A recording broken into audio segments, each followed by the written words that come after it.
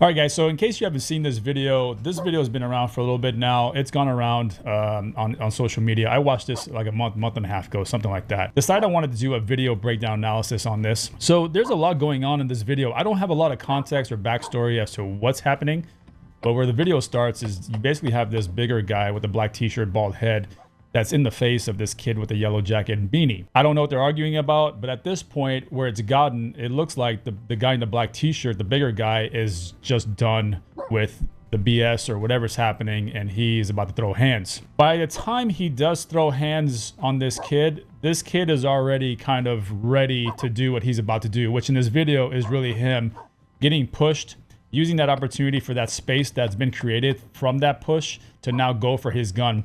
As he's going for his gun from appendix, this guy sees that. He lunges through the window to try to get it. He kind of fully commits, but doesn't fully commit, as he has this kid kind of pinned up against this door wedge. And as he fumbles trying to get that gun from the kid gets some retention shots off of him, on him, and this guy now runs. As he's running, he gets shot again. Okay, so that's basically what's happened in this video. Now let's break down a couple things about that, okay?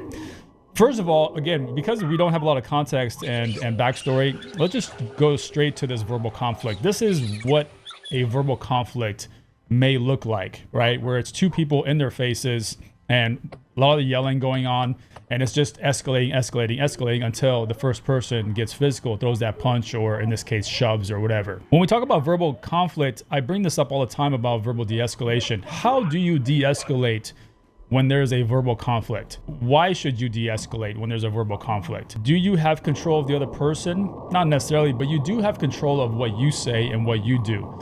So if you can at least project a demeanor, a posture where you're like, look, I know that we're kind of getting to this fighting match or arguing match right now, but we don't really need to escalate from here.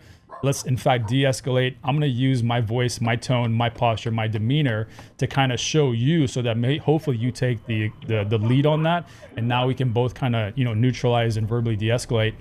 That is what should have happened. Now, reality will obviously kind of dictate some other things there. You may not have time for verbal de-escalation. You may not have time for any of that because of the situation in this case where this guy is in your face and he looks like he's about to throw a punch or whatever at any second. However, if you can verbally de-escalate, then you need to, especially if you're carrying a gun. And we'll get into that here in a second, that where this kid is carrying a gun at appendix. But if you are a responsible gun owner and you're carrying, you definitely need to take the high ground as much as you can.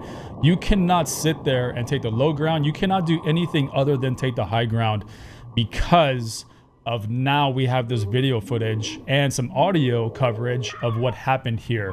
And now when this goes to court, everything that is shown or perceived as the truth will play either in your favor or against your favor. However, since there was some audio caught, you could have been caught on audio or camera to where you're trying to de-escalate, where you're telling the guy, hey, calm down, let's not fight, whatever it is, right? That could have been recorded. That could definitely help you. So even if you know that there's no chance for me to verbally de-escalate and this guy's gonna get physical with me, at least you are attempting to do that, so that in court, which again, I'm not a lawyer, I don't know anything about legal anything, but you at least in court have shown the perception or given the perception to the lawyers and the judge that, look, I tried my best to verbally de-escalate. It just didn't happen. The guy wasn't having it, right? I controlled myself. I couldn't control him.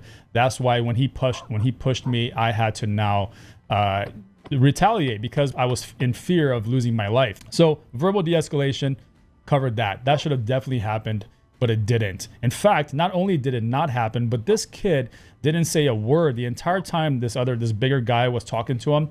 He didn't say a word. But also pay attention to his body language. He is actually getting into this guy's face. He took a step forward. He's getting into his face. All of that posturing and all that can play against you in the court of law.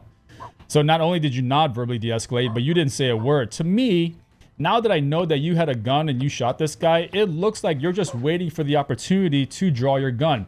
When you're not verbally de-escalating, but you're just standing there and just taking everything, what that looks like, guys, is that you're saying to yourself, well, I have a gun. As soon as this guy gets physical with me, I'm going to draw and shoot. That can play out against you in a court of law very easily, just due to perception. Spatial awareness, let's talk about it.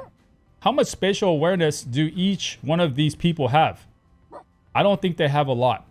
because the kid has pinned himself into the wedge of this car frame. And the guy, he's a bigger guy. He's kind of stepped into that, knowing that the kid can't go anywhere. So that's why he's getting in his face. He's got this kid cornered. Okay, so as this was developing, and again, we haven't seen this video from the beginning, but as this was developing, this kid should have kind of maybe took himself out of that door wedge into an open space where at least he has a little bit of time to move and get off the X, right? And this guy also could have done the same thing. So now we are in a close quarters fight. Okay, this is close quarters. We are kind of in between two vehicles, doors open, not a lot of room to maneuver, not a lot of space to work with. So when we are in close quarters, we have to take spatial awareness into consideration so that we know where to move in case we have to. Okay, this kid had nowhere to go. The guy in the t-shirt also kind of didn't really have a lot of places to go, and we'll get into that here in a second. Let's talk about this close retention shot, these shots from close retention. Let's talk about the kid and him carrying appendix. He already put himself in a bad position. And then he also decides that he is going to defeat his garment and draw his gun from appendix with this guy at arm's distance. Again, wrong answer. From spatial awareness to when you're going to draw that gun. But in this case, this kid kind of could have said, well, I don't feel safe. I just got shoved. This is where I'm going to draw my gun. Cool. I'm not going to armchair quarterback that. But I'm saying that that was probably not the best time to draw that gun, because this guy, the big guy, lunged for it, knowing that, oh, he's close to me, let me go for this gun.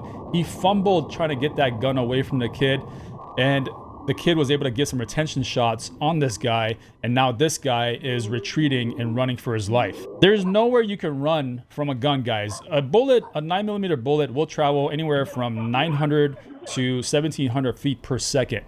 You being that big are not going to be fast enough to cover enough ground in order to run away from that bullet.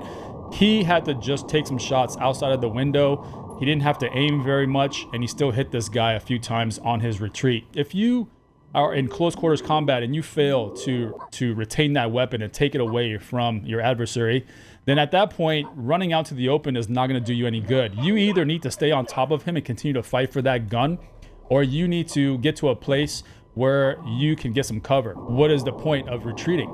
You need to now, with your size, with your strength, and the way you have him pinned up against the corner of that car, you should have pinned him, took that gun away from him, and maybe, you know, you could have saved the day from you not getting shot, but also just not ending up badly for a lot of people, right? But that didn't happen. There is a lot that we could have done in this video to have it end a little bit better for us, from verbal de-escalation to spatial awareness to close quarters combat. There's a lot that we could have done, and these are the lessons learned that I see from this video. Hopefully you guys learned from some of these things that I talked about. Again, verbal conflict, de-escalation, spatial awareness, be aware of it, don't put yourself in a corner, and then close quarters, close retention, all that stuff needs to be talked about. Also, we just don't run into an open area while somebody's shooting at us from behind. That is a terrible idea. All right, so again, pre kind of actions and post after actions or after actions. We're talking about things that can really help or hurt you. And again, hopefully you guys learned from this video. We're gonna do more of these. Stay tuned. All right, cheers, guys.